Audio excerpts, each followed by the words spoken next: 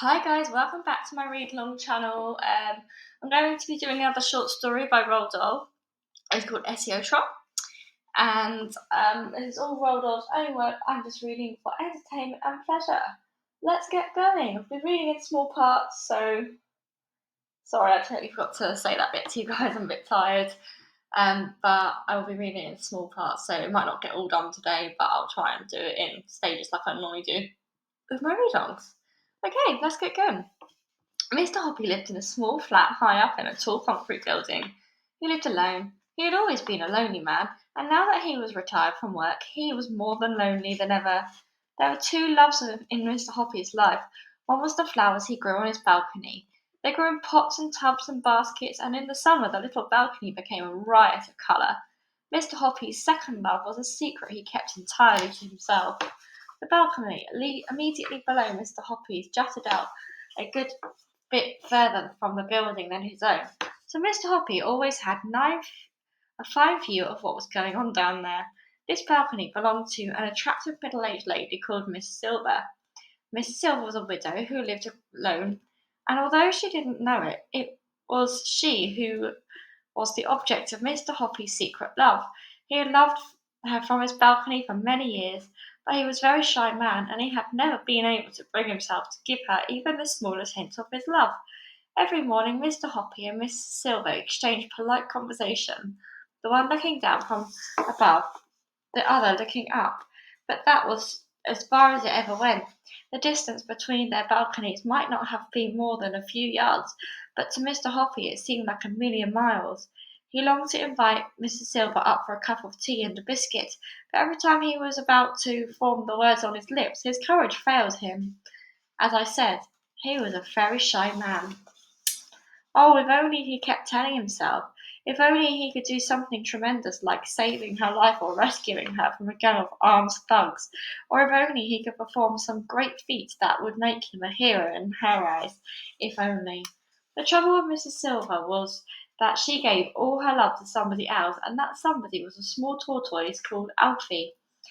Every day, when Mr. Hoppy looked over his balcony and saw Mr. Silver whispering endearments to Alfie and stroking his shell, he felt absurdly jealous. He wouldn't even have minded becoming a tortoise himself if it meant Mrs. Silver stroking his shell each morning and whispering endearments to him.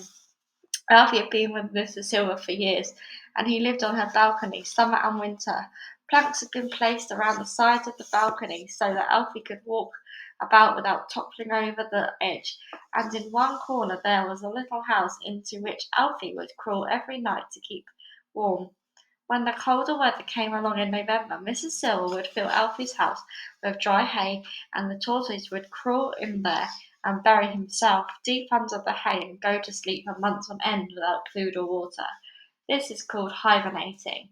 In early spring, when Alfie felt the warmer weather through his shell, he would wake up and crawl very slowly out of his house onto the balcony, and Mrs. Silver would clap her hands with joy and cry out, "Welcome back, my darling one! Oh, how I've missed you!" It was at times like these that Mr. Hoppy wished more than ever he could change places with Alfie and become a tortoise. Now we come to a certain bright morning in May, when something happened that changed and indeed electrified Mr. Hoppy's life. He was leaning over his balcony rail watching Mrs. Silver serving Alfie his breakfast. "Here's the heart of the lettuce for you, my lovely," she was saying, "and here's a slice of fresh tomato and a piece of crispy celery." "Good morning, Mrs. Silver," Mr. Hoppy said. "Alfie's looking well this morning." "Isn't he gorgeous?" Mrs. Silver said, looking up and beaming at him. "Absolutely gorgeous," Mr. Hoppy said, not meaning it. And now, as he looked down at Mrs. Silver's smiling face gazing up into his own, he thought for a thousandth time how pretty she was, how sweet and gentle and full of kindness and his heart ached with love. "I do wish he would grow a little faster," Mrs. Silver was saying. "Every spring, when he wakes up from his winter sleep, I weigh him on the kitchen scale, and do you know that in all the 11 years I've had him, he's not gained more than 3 ounces. That's almost nothing." "Well, what does he weigh now?" Mr. Hoppy asked her. "Just 13 ounces," Mrs. Silver answered, "about as much as a grapefruit." "Yes, well, tortoises are very slow growers," Mr. Hoppy said solemnly. but they can live for about 100 years. I know that, Mrs. Silver said, but I do wish he would grow just a little bigger. He's such a tiny wee fellow. He seems just as fine as he is, Mr. Hoppy said. No, he's not just fine, Mr. Silver cried. Try to think how miserable it must make him feel to be so titchy. Everyone wants to grow up. You really would love him to grow bigger, wouldn't you? Mr. Hoppy said. And even as he said his mind suddenly went click. An amazing idea came rushing into his head. Of course I would, Mr. Silver cried. I'd give anything to make it happen. Why, I've seen pictures of giant tortoises that are so huge people can ride on their backs. If Alfie were to see those, he'd turn green with envy. Mr. Hoppy's mind was spinning like a flywheel. Here, surely, was his big chance. Grab it, he told himself. Grab it quick. Mrs. Silver, he said, I do actually happen to know how to make tortoises grow faster if that's what you really want. Sorry, guys. You do? She cried. Oh, please tell me. Am I feeding him the wrong things? I worked in North Africa once, Mr. Hoppy said.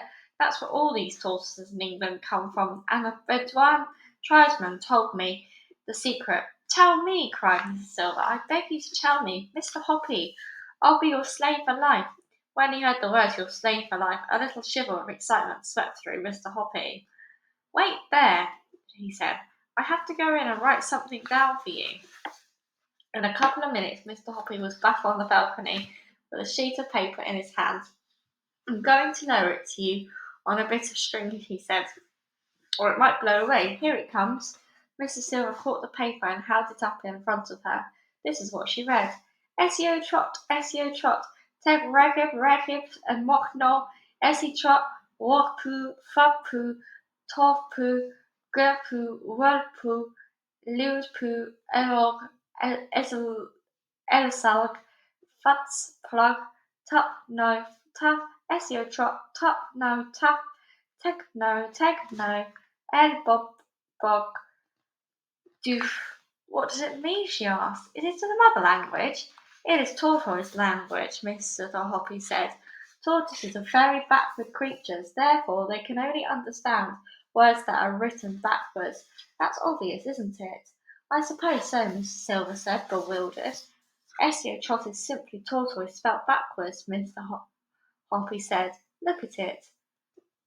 So it is, Mr. Silver said. The other words are spelled backwards too. Mr. Hoppy says, if you turn them round into human language, they simply say, tortoise, get bigger, bigger. Come on, tortoise, grow up, puff up, shoot up, spring up, blow up, swell up, gorge, guzzle, stuff, gulp, put on fat, tortoise, put on fat, get on, gobble food.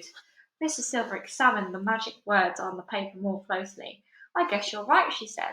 How clever, but there's an awful lot of poos in it. Are they something special? Poo is a very strong word in any language, Mr. Hoppy said, especially with tortoises.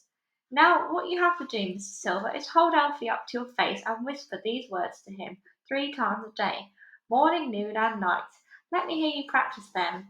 Very slowly and stumbling a little over the strange words, Mr. Silver read the whole message out loud in tortoise language. Not bad, Mr. Hoppy said, but try to get a little more expression into it when you say it to Alfie. If you do it properly, I'll bet you anything you like that in a few months' time he'll be twice as big as he is now.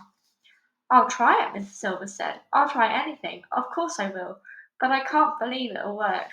You wait and see, Mr. Hoppy said, smiling at her. Back in his flat, Mr. Hoppy was simply quivering all over with excitement. Your slave for life, he kept repeating to himself. What bliss! But there was a lot of work to be done before that happened. The only furniture in Mr. Hoppy's small living room was a table and 2 chairs. He moved into his bedroom. Then he went out and bought a sheet of thick canvas and spread it over the entire living room floor to protect his carpet. Next he got out the telephone book and wrote down the address of every pet shop in the city. There were 14 of them altogether. I'm going to pause that there, guys. Thank you so much for listening. For those who are reading along my version, we're on page 22. Until the next time, guys, goodbye.